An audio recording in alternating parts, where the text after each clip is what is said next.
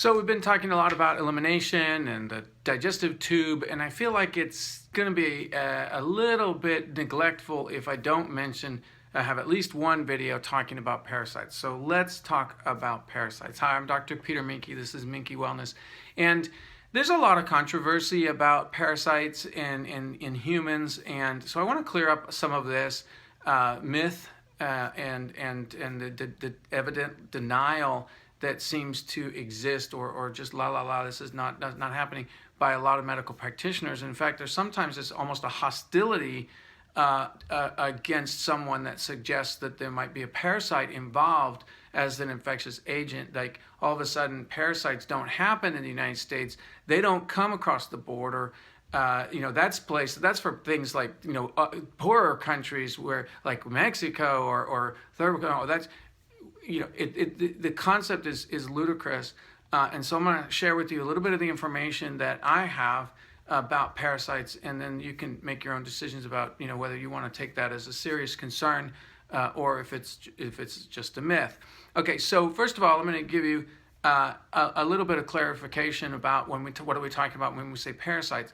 Parasites are not always worms. A parasite is really a eukaryotic organism, multicellular organism. It doesn't have to be multicellular. There are some protozoa and amoeba that are considered parasites that are single cell, but often these are multi-cell organisms, and they can be very, very small, like a human intestinal fluke can be very, very small, and can work its way into the bloodstream and other places. So, or the protozoa and amoeba and things like that are single cells. They're very large cells, but they're still single cells. And so obviously they're very, very small, but as a cell goes, they're very big. And then you got all the way up to the worms, tapeworms, roundworms, and those kind of things that you think of as the nightmare parasite. Oh my gosh. Okay. So when I'm talking about that, we're not talking about fungus, we're not talking about yeast, we're not talking about bacteria. We are talking about parasites. Okay, so it's just a distinction, and part of the reason is because they are the same type of cells as us, and a lot of the drug therapies that work against antibiotics and antivirals and antifungal don't work against parasites, and this becomes a problem. And I think that it's one of the reasons why you don't see a lot of attention being paid into parasites or parasite issues from the standard medical practitioner, because they don't have any treatment for it. The treatment for parasites tends to be very harsh, but you see it in vet medicine all the time. You deworm your dog, you worm your cat, you worm your horse and your pig and your goat and your chickens. I mean, I don't know about chickens, but you worm your sheep, and yet all of a sudden magically we're just immune, right? Which of course is absurd. We're getting these things as well. I grew up, my mother is a master's degree in parasitology, protozoology, and so I grew up with, concern or knowledge, a certain amount of practical concern and knowledge about parasites, hearing about parasites, hearing about these things. And then we lived in Indonesia for 5 years, where people actually did get tapeworms in the brain, and it was a very real concern that you wash your hands and you take care, you do hygiene, very important to keep yourself clean and keep your food clean and boil your water and etc. So when you live in a situation like that where it's very real, and then you come back to the United States where the conditions really aren't that much different in certain contexts, they're not that much different. Certainly if you have an animal at home, a dog or a cat, and and you think, oh, okay, and they poop outside, and then your kids go and step in the poop, and then they come inside. You're tracking a little bit of poop, all the time. I mean, so it's not like you don't get any exposure, okay? And the bottom line is, if you go out in public, someone else stepped in dog poop or other kind of poop, you don't know who stepped in what, and you're getting these the whole world is covered in a thin layer of poop. Someone's poop, right? Something's poop. If you right, you get it. So, okay, so this thing about parasites. Now, are these real? Of course, they're real. I mean, they're very real. Now, I have a Merck manual for medical thing. I couldn't find it. It's a big, thick thing. and it's about 30 years old. But there's a whole chapter on parasites, and it's very fascinating to me that in that chapter of parasites, about 23 or so parasites that are named, almost every one of them they all are listed as asymptomatic. In other words, when you test a population of 100 people, you will find these present, but there are really no symptoms or very mild symptoms, fatigue or a little bit of digestive upset or something like that. They hide. That's the benefit. The parasites do a good job of hiding. Then the flip side of that is many of them, over half of them that I was reading, cause gallstones or worse, some kind of cancer, either in the pancreas or the liver or in the colon itself.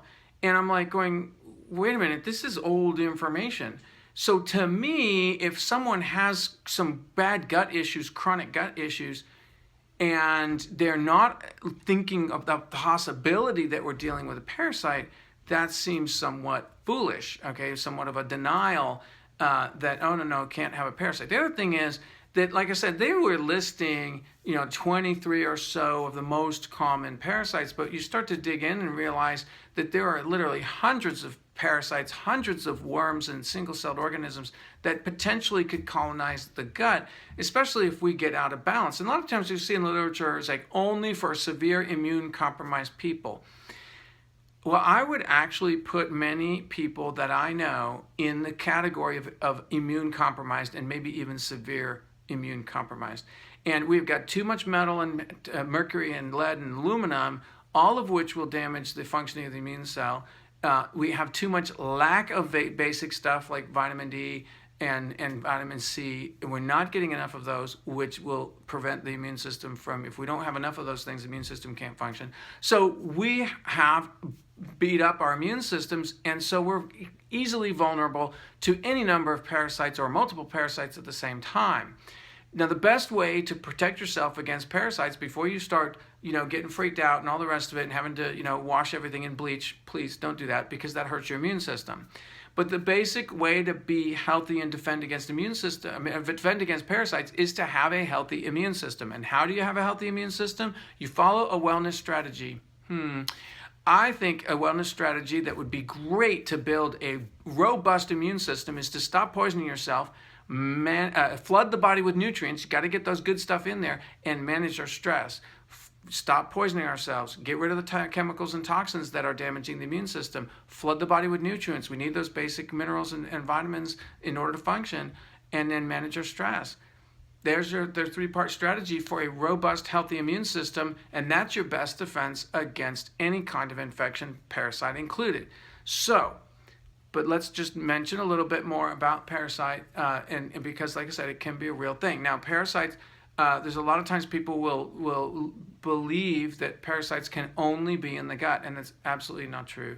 Parasites can worm their way, pun intended, can worm their way into tissue. They can get in the brain. We know that there are tapeworms in the brain. So we know that, it's in the literature that parasites can move through the bloodstream and move into other organs and other tissues. And yet, you go to the doctor with a certain set of symptoms and you ask me, I think I maybe picked up a parasite. Nah, that doesn't happen. And I'm like, I don't understand why that's not obvious. In some cases, right? Certainly if someone's having trouble with bowel, digestive issues, things like that, I think, maybe we should consider it a parasite. So one of the questions is now, what do I do about a parasite? What happens if I have a parasite? And so if you look at the herbal literature and you can find references to a lot of different herbs, many of the common cooking spice herbs actually have some suggestion in the literature of having anti-parasite activity or helpful against parasites. So you should look into that. And herbally, I'm not going to make any comments here about any particular product because that is too much of a link from the FDA compliance standpoint. But usually, if you look at the name of certain products, you can see that they refer to maybe something in this category.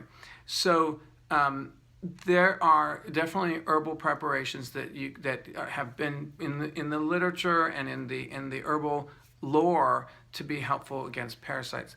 Some of those can be kind of irritating to the system. So be prepared that when you're doing doing something kind of working toward with parasites, then it can be digestively irritating in the process. So I highly recommend on keeping up with your vitamin C and your sulfurzyme, which I know you've heard me say this over and over again, and then a good idea of some kind of mineral multivitamin during when you're working on parasites. So one of the keys to a parasite program is to stay at it for long enough to go through a life cycle or two. Sometimes these life cycles can be very long, so if you quit too early, and you haven't gone 35 days on a typical program, I will usually do a 35-day program, and I feel like I've got it. At that point, I've got it all. And I'll back it up. And I'm saying I'm not going to go too much into this. I'll back it up with electronic devices. There are zapping devices that I have actually tested on petri dishes, and there's one that it's a lot of this material that I became introduced to through Hulda Clark's book called Cure for All Disease. The book itself is kind of awkward. It has a lot of contradictions internally to the book, but the basic concept I think is sound, and she tells you how to make a zapper in that book. It's Hulda Clark's The Cure for All Disease. And like I said, if you tend to be phobic, if you tend to be fearful, she'll make you crazy about germs and parasites in that book. So now I don't recommend you reading it if you're one of those people that gets all kind of, really OCD focused about that kind of stuff. The bottom line is you can't get away from germs and parasites. You just can't. The best way to handle it is to have a healthy immune system. Now, I'm not ruling out that just basic hygiene, clean water, clean living, everything clean as best you can. So when we come when we go out and the kids are out and we're touching go to the park or whatever, and you're touching all the germs, and you're in the cat box, which is the sand in the playground, the public cat box. You want to make sure that you come back and they get a bath, right? They get washed off. At least they wash their hands. A lot of times the kids will get in the car and they'll want a snack because they've been active. And of course, one of the easiest snacks we do is some kind of bar, right? We're all into these food bars, and there's some really good quality food bars, and so it's not a bad thing.